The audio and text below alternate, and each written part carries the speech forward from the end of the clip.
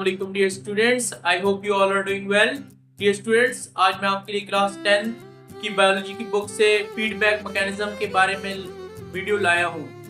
Dear students, हमारे body में अल्लाह ताला ने एक निज़ाम रखा है कि अगर हमारी बॉडी की कंडीशन या एक्सट्रीम की तरफ चली जाती है या मीन की तरफ चली जाती है तो अल्लाह ताला ने इसको बैलेंस में लाने के लिए कुदरती निज़ाम रखा है जिस निज़ाम का नाम है फीडबैक मैकेनिज्म. तो फीडबैक मैकेनिज्म की डेफिनेशन कुछ यूं है. A feedback mechanism is a process in which the body monitors a change and then respond to it in order to control body function. Dear student, homeostasis अगर आपको नहीं पता तो मैं आपको बता देता हूँ. होम्योस्टेसिस ग्रीक जबान के लफ्ज से निकला है. होम्यो का मतलब होता है सेम और स्टेसिस का मतलब स्टिल, मतलब एक हालत में रखना. हमारे जो बॉडी का जो निज़ाम होता है इसको ना हम ना वार्म ब्लडेड एनिमल है तो हम ना होम्योस्टेसिस करते हैं. अपने हमारे जो बॉडी का इंटरनल एनवायरनमेंट है इसको हम ना कांस्टेंट रखते हैं बजाय इसके कि एनवायरनमेंट के साथ जैसे कोल्ड ब्लडेड एनिमल करते हैं कि जो एनवायरनमेंट की जो एक्सटर्नल कंडीशन होती है उसी साथ वो क्या कर लेते हैं अपना बॉडी कंडीशन एडजस्ट कर लेते हैं. लेकिन हम क्या वार्म ब्लडेड एनिमल बाहर एक्सटर्नल एनवायरनमेंट जो भी तब्दीलियां हैं हम अपने जो जिस्म का अंदरूनी निज़ाम होते हैं इसको कांस्टेंट रखते हैं. तो उसी के मुतालिक ये दो फीडबैक मैकेनिज्म है, नेगेटिव फीडबैक मैकेनिज्म और positive feedback mechanism. Dear student, negative feedback mechanism को आप ना इनवर्स रिलेशन जो इनवर्स प्रोपोर्शनैलिटी का जो रिलेशन है इसके साथ में थोड़ा सा रफली जो है इसके साथ रिगार्ड कर सकते हैं, इसको समझ सकते हैं इसको कि ये क्या है. इनवर्सली प्रोपोर्शनैलिटी का रिलेशन है. Dear student, negative feedback mechanism कुछ मिसालें ये हैं जैसे body temperature regulation. Dear student, होता ये है कि जब हमें गर्मी लगती है तो हमारे बॉडी का टेम्परेचर क्या हो जाता है, राइज हो जाता है, ज्यादा हो जाता है. मतलब हमारे जो बॉडी का टेम्परेचर होता है वो 37 डिग्री सेंटीग्रेड है और होम्योस्टेसिस के तहत हमारे बॉडी टेम्परेचर को 37 डिग्री सेंटीग्रेड पर ही मेंटेन रहना चाहिए.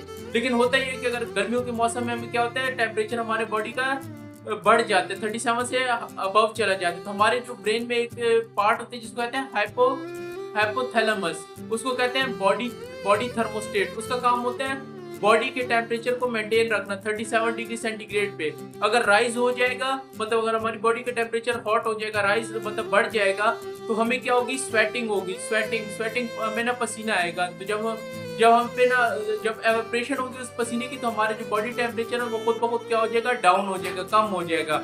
और सर्दियों में हमें क्या होगी, अगर हमारा बॉडी टेम्परेचर गिर जाए मतलब हम ना कोल्ड हो जाए, ठंडे हो जाए तो हो गई है कि हमारी बॉडी टेम्परेचर जो है ना वो ना थर्मोस्टेट जो हमारा हाइपोथैलेमस होगा उसे ना मैसेज जाएगा कि शिवरिंग स्टार्ट कर दो, मतलब कपकपी तैयारी कर दो बॉडी में. तो कपकपी से ये होगा कि जो है ना फ्रिक्शन होगी, फ्रिक्शन से जो होगा ना हीट जनरेट होगी तो हमें ना थोड़ी वार्मथ मिलेगी. ठीक है डियर स्टूडेंट.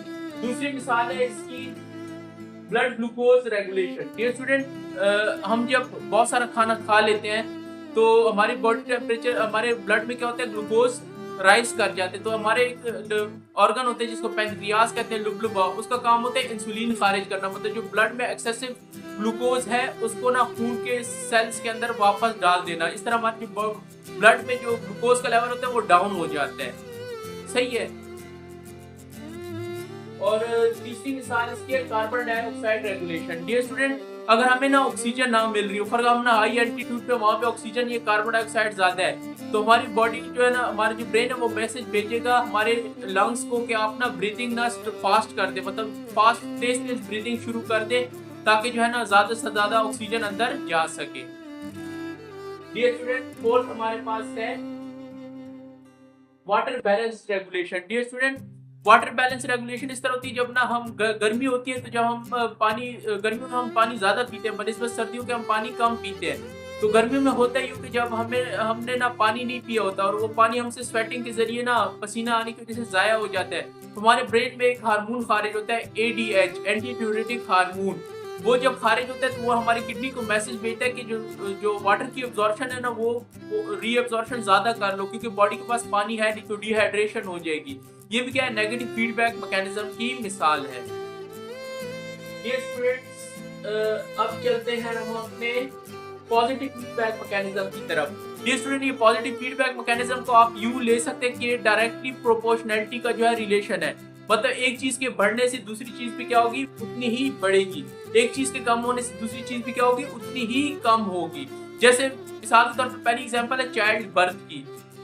जब माँ बच्चे को जन्म देती है तो होता ही हुआ कि एक हार्मोन खारिज होता है ऑक्सीटोसिन।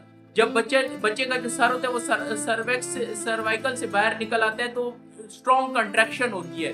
स्ट्रॉन्ग कंट्रैक्शन होती है ताकि जो है ना बच्चा पूरा बाहर आ जाए। तो ये देखिए ना ऑक्सीटोसिन ने जो है ना कंट्रैक्शन की ना और इम्प्लीफाई कर दिया और जो है ना इसको क्या कर दिया, मजीद जो है ना स्ट्रॉन्ग कर दिया पॉजिटिव फीडबैक मैकेनिज्म को, और जो है ना इम्प्लीफाई कर दिया, स्ट्रॉन्ग कर दिया। ये स्टूडेंट दूसरी मिसाल हमारे पास है ब्लड क्लॉटिंग। ये स्टूडेंट ब्लड क्लॉटिंग ये होती है कि जब हमारे ना कट लग जाते हैं या हमारे ना स्किन डैमेज हो जाती है तो अंदर से खून निकलता है। अंदर से जब खून निकलता है अगर ब्लड क्लॉटिंग नहीं होगी तो हमारा खून ज्यादा बह जाएगा और हम क्या हो जाएंगे, खून बहने की वजह से और कमजोरी की वजह से हमारी क्या हो जाएगी, डेथ हो जाएगी। डियर स्टूडेंट्स देखें, अगर हमें ना कट लग गया तो फर्क तो खून बहना शुरू हो गया तो ये पॉजिटिव फीडबैक मैकेनिज्म क्या करेगी, जो हमारे प्लेटलेट्स हैं उनको ना इधर जहाँ पे कट लगा उस जगह पे क्या करेगी, उसको उसके प्लेटलेट्स के जो रीच होगी उसकी एम्प्लीफाई कर, ताकि ज्यादा से ज्यादा जल्दी से जल्दी ब्लड क्लॉटिंग हो, ताकि ब्लड का जो है ना ज़िया ना हो। ये स्टूडेंट तीसरी हमारे पास एग्जांपल है ब्रीस्ट फीडिंग की।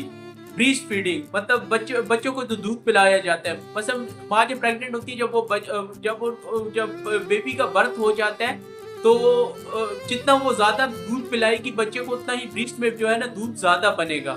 तो ये भी पॉजिटिव फीडबैक मैकेनिज्म की मिसाल है। लेकिन हमने देखा है गांव में कि जब गाय या भैंस बच्चे देती है, मतलब बच्चे देती है तो क्या करते हैं बच्चे जब उसे दूध पीते हैं तो जो उसका मालिक होता है वो क्या करते हैं उसके ऊपर ना कपड़ा चढ़ा देते हैं उसके थनों पर, ताकि बच्चे जो है ना दूध ना पिए वरना दूध खत्म हो जाएगा। तो ये नजरिया बिल्कुल गलत है। बच्चे वो गाय या भैंस का बच्चा जितना भी उसे दूध पिएगा तो दूध और ज्यादा बनेगा, क्योंकि ये पॉजिटिव फीडबैक मैकेनिज्म की मिसाल है ब्रीस्ट फीडिंग। ये स्टूडेंट चौथी और पांचवी भी इस तरह हमारे पास जो है पॉजिटिव फीडबैक मैकेनिज्म की मिसाल जैसे फ्रूट रिपनिंग, मतलब फलों का पक जाना। ये स्टूडेंट एक दफा जब फल पकने शुरू हो जाते हैं, मतलब वो ना पकने शुरू हो जाता है तो इस प्रोसेस को ना पॉजिटिव फीडबैक मैकेनिज्म और तेज कर देता है ताकि फल जल्दी जल्दी पके। ठीक है स्टूडेंट, अच्छा इसमें जो है ना एक ट्रेजिक फ्लॉ भी है। इसमें एक जो नोट करने वाली बात है कि बात ना नेगेटिव फीडबैक मैकेनिज्म और पॉजिटिव फीडबैक मैकेनिज्म ना मौत का सबब भी बन जाते हैं। मसलन बॉडी जो है ना धोखा खा जाती है, बॉडी को ना ब्रेन जो है ना मिस जज हो जाता है, ब्रेन से जज नहीं होता कि अब मैंने क्या करना है। मिसाल के तौर पर मैं आपको समझाता हूँ इसमें से, जैसे हमारे पास मिसाल थी बॉडी टेम्परेचर रेगुलेशन की। तो आपको पता है बुखार की वजह से आधे लोगों की मौत भी हो जाती है। 102 105 के बुखार से लोग मरे भी। होता ही कि हमारे जिस्म में जब बैक्टीरिया या जर्म्स या वायरसेस चले जाते हैं तो हमारे जो ब्रेन होता है वो क्या करते हैं, हमारे बॉडी टेम्परेचर को बहुत बढ़ा देते हैं, हमें बुखार करा देते हैं, हमारी बॉडी को गर्म करे ताकि जो जर्म्स बैक्टीरिया वो उबल के बॉयल होके मर जाए जिस्म के अंदर और जिस्म को नुकसान ना पहुंचा सके। लेकिन अगर बैक्टीरिया या जर्म्स जो है ना ज्यादा स्ट्रॉन्ग है तो उस पे ना हमारे जो बॉडी टेम्परेचर राइज करने का जो होगा कुछ असर नहीं होगा। तो ज्यादा अगर बॉडी का टेम्परेचर राइज कर दिया 105 102 पे कर दिया तो इस बुखार से लोग मर भी जाते हैं। ये स्टूडेंट इसी से नेगेटिव फीडबैक मैकेनिज्म की एक और मिसाल ले लेते हैं, CO2 regulation, carbon dioxide regulation की। ये स्टूडेंट फर्स्ट हम ना हाई एल्टीट्यूड पे जहाँ पे जो है ना ऑक्सीजन तो नहीं है लेकिन कार्बन डाइऑक्साइड बहुत ज्यादा है, तो हमारे ब्रेन को ये नहीं पता चलेगा कि अब यहाँ पे ऑक्सीजन है ही नहीं। अगर मैं ना ब्रीथिंग की रेस्पिरेशन के अमल को तेज कर दूं, इनहेलेशन और एक्सहेलेशन को मैं तेज कर दूं तो फिर भी कोई फायदा नहीं होगा, क्योंकि यहाँ पे हवा में ऑक्सीजन मौजूद ही नहीं है बल्कि कार्बन डाइऑक्साइड मौजूद है। तो वो गलती में और नुकसान कर देगा, negative feedback mechanism.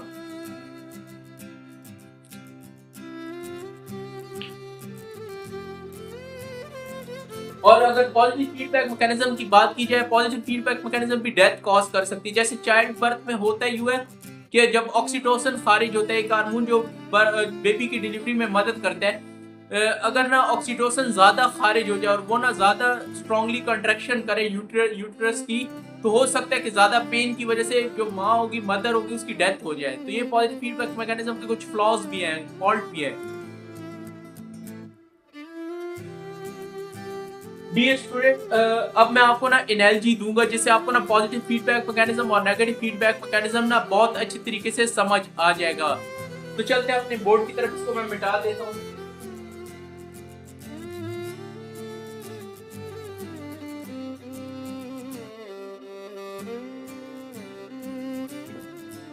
Dear student, पहले ना नेगेटिव फीडबैक मैकेनिज्म को ले लेते हैं, ठीक है। पहले negative feedback mechanism, negative feedback mechanism ये हम आप समझे कि ये हमारे पास क्या है, बाउंड्री है, लिमिट है, लिमिट, ठीक है।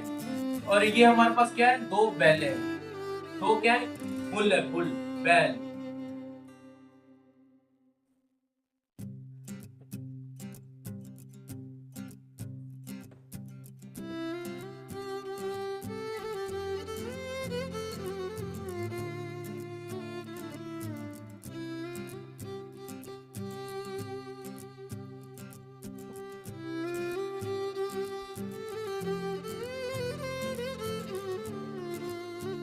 ये स्टूडेंट आपने डायग्राम पे जो है ना, डायग्राम वैसे समझने के लिए की है, बहुत रफ सी बनाई है, अच्छी नहीं बनी, लेकिन जो है ना समझाने के लिए कर रहा हूँ, ठीक है। समझाने के लिए बनाई है, तो माजरत चाहता हूँ, जो है ना बेहतरीन डायग्राम नहीं बनी, अच्छी डायग्राम। तो समझिए कि हमारे पास जो नेगेटिव फीडबैक मैकेनिज्म है, बुल है, बुल। और ये कितने फासले पे खड़े हैं, 10 मीटर से 10 मीटर के फासले पे दोनों खड़े हैं, 10 मीटर के फासले पे दोनों इस लिमिट से खड़े हैं, इस लिमिट को क्रॉस नहीं करना। फर्क ये जो है ना, ये इसको हम ए बुल कंसीडर कर लेते हैं और इसको बी बुल। ये स्टूडेंट फर्क तौर पे ये बुल ना 10 मीटर के फासले पे इस बाउंड्री लिमिट से खड़ी है ना, अगर ये ना 5 मीटर आगे आ जाती है, ठीक है, 5 मीटर आगे, तो नेगेटिव फीडबैक मैकेनिज्म में ये कितनी होगी, 5 मीटर बैक चली जाएगी, 5 मीटर पीछे चली जाएगी, सही है। अगर फर्ज करो पे ये वाली बुल ना 5 मीटर आगे आती है, तो ये वाली बुल जो है ना 5 मीटर और ये 10 की थी ना, तो ये ना 5 मीटर और पीछे चली जाएगी, 15 मीटर पे चली जाएगी। तो ये जो नेगेटिव फीडबैक मैकेनिज्म है ना, ये क्या है, इनवर्स प्रोपोर्शनैलिटी का जो है ना ताल्लुक, आप इसको ना कह सकते हैं कि ये इनवर्स प्रोपोर्शनैलिटी का जो है ना इसके अंदर रिलेशन पाया जाता है, मतलब एक दूसरे का ना उलट करेंगे, मतलब अगर एक कम होगा तो दूसरा जो है ना ज्यादा हो जाएगा, या एक ज्यादा होगा तो दूसरा कम हो जाएगा। तो ये इनवर्स प्रोपोर्शनैलिटी का रिलेशनशिप जो है ना, ये नेगेटिव फीडबैक मैकेनिज्म में पाया जाता है, आप रफली कह सकते हैं इस तरह। अच्छा, पॉजिटिव फीडबैक मैकेनिज्म में क्या होगा कि फर्क तौर पे ये वाली काऊ क्या हुई है, ये दोनों काऊ जो है ना, ये दोनों काऊ या बुल आप कह सकते हैं कि 10 मीटर पे खड़ी है। फर्क तौर पे ये बुल 5 मीटर पे आई है ना, तो ये पॉजिटिव फीडबैक मैकेनिज्म, ये बुल भी क्या आई है, 5 मीटर पे आ गई है, पर ये बुल ना 10 मीटर पे आ गई है, बाउंड्री पे आ गई बिल्कुल, तो ये बुल भी क्या हो जाएगी, 10 मीटर पे आ जाएगी। मतलब इसमें ना डायरेक्टली प्रोपोर्शनैलिटी का रिलेशन है, मतलब एक के बढ़ने से ना दूसरा भी बढ़ जाता है, और एक के कम होने से दूसरा भी कम हो जाता है। तो हो गई कि अगर मतलब ये लिमिट सेट है ना, तो अगर ये बुल ना इधर बाउंड्री पे आ जाए और ये बुल बाउंड्री पे आ जाए, और मतलब और जो मैग्नीट्यूड है वो एम्प्लीफाई हो, तो ये जो बुल होंगी ना, ये ना क्या करेंगी, ये बुल जो होंगी आपस में क्या होंगी, इनके हॉर्न जो है लॉक हो जाएंगे, और ये आपस में दूसरे पे ना शिद्दत वाली फोर्स एक्सर्ट करेंगे, तो बंदे में क्या होगा, नुकसान होगा बॉडी का।